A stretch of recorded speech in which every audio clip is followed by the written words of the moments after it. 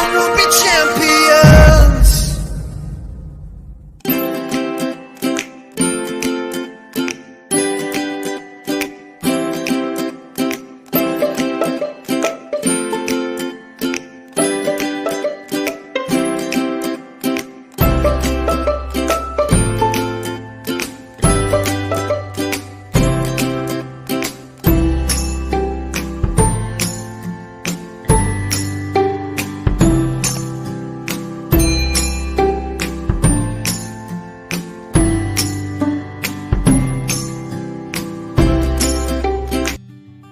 Saya Nurul Iza Rangkuti akan menjelaskan tentang perkembangan jaringan komputer dari era analog ke era digital. Dalam kehidupan sehari-hari, kita tidak terlepas dari komunikasi. Komunikasi merupakan hal yang sangat penting bagi kehidupan manusia, karena dengan komunikasi, kita bisa melakukan interaksi sosial dari manusia yang satu dengan manusia yang lainnya. Nah, komunikasi juga bisa dilakukan secara langsung dengan tatap muka atau dengan yang jaraknya sangat jauh sekalipun. Kalau kita melakukan interaksi dengan jarak yang jauh, kita bisa melakukan alat bantu yang menghubungkan kita dengan mereka yang jaraknya cukup jauh dengan kita.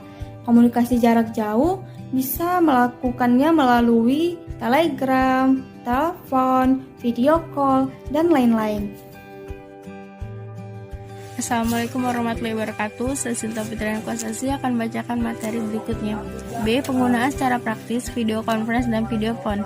Dalam perkembangan teknologi informasi, di mana tuntutan kebutuhan pelayanan bagi pengguna jasa komunikasi semakin tinggi.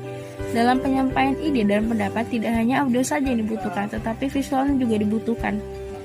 Selanjutnya, manfaat video conference, yaitu diantaranya 1. Meningkatkan komunikasi, kolaborasi, dan aliran informasi. Yang kedua, komunikasi menjadi lebih efektif. Yang ketiga, proses komunikasi menjadi lebih efisien dalam hal waktu, biaya, dan jarak. Yang keempat, dalam hubungan dengan video conference, perangkat kolaborasi yang digunakan dapat digunakan secara bersamaan. Selanjutnya, contoh video conference yaitu ada aplikasi Zoom, Google Meet, video call, dan Skype. Sedangkan contoh dari video phone yaitu ada aplikasi YouTube dan sebagainya. Itu saja materi dari saya. Terima kasih.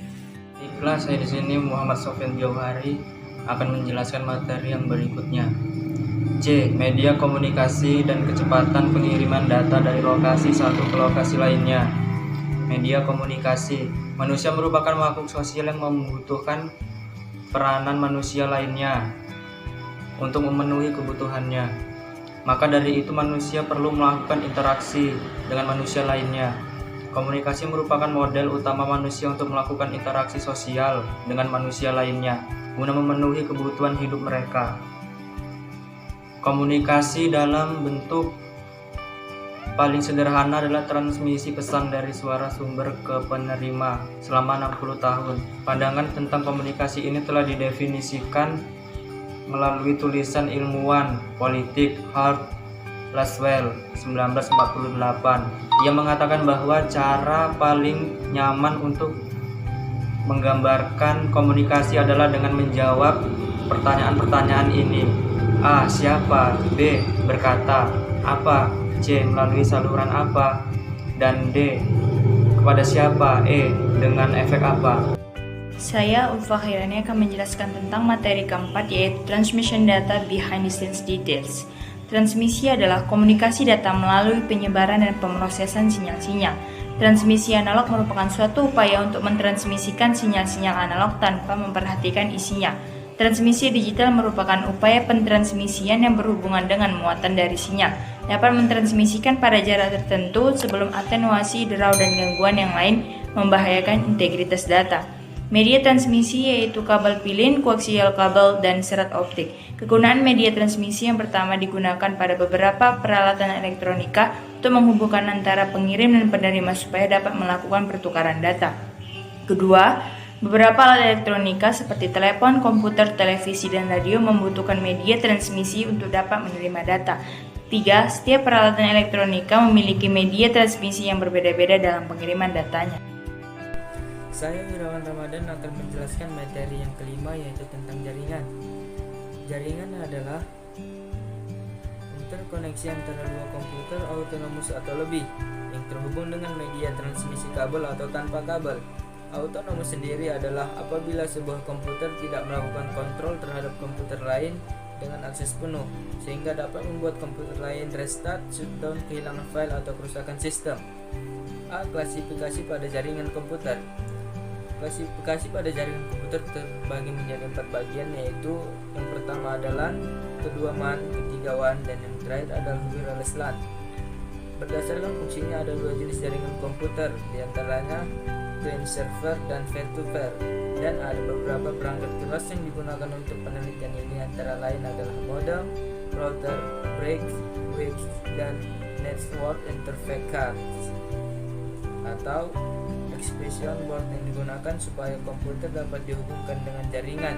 Sebagian besar NIC dirancang untuk jaringan protokol dan media tertentu.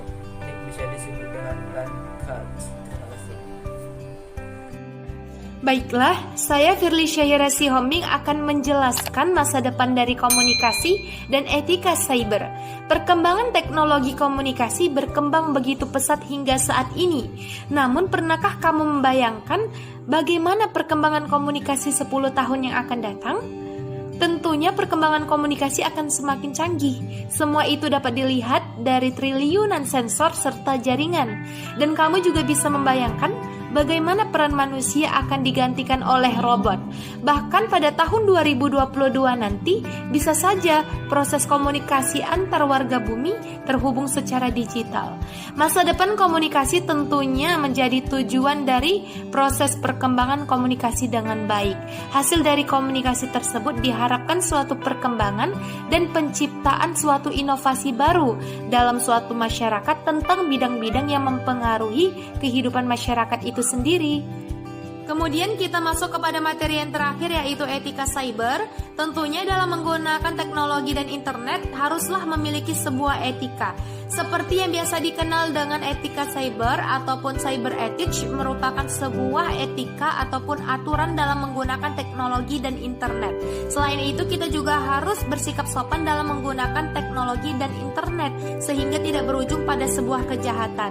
Karena pada dasarnya bukan hanya di dunia nyata saja seseorang bisa berbuat jahat, akan tetapi di dunia maya seseorang juga bisa berbuat jahat. Begitu juga halnya dengan perbuatan baik. Jadi bukan hanya di dunia nyata saja seseorang harus berbuat baik, akan tetapi di dunia maya seseorang juga harus berbuat baik, seperti harus memiliki etika, bersikap sopan dalam menggunakan teknologi dan internet, baik itu antar individu maupun beberapa orang. Cukup sekian dan terima kasih.